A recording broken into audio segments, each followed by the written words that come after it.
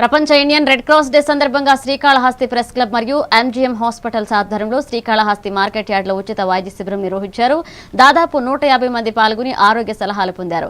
సంతకు వచ్చిన ప్రజలకు కూడా వైద్య సేవలు అందుబాటులోకి వచ్చాయి. గుండె ఎముకలు, స్త్రీ, చిన్నపిల్లలు, జనరల్ సర్జరీ వైద్యుల సేవలు అందించారు. MGM medical superintendent doctor Vivek Chaitanya ఎండల నేపథ్యంలో జాగ్రత్తలు తీసుకోవాలన్నారు. అక్కడ చూడండి.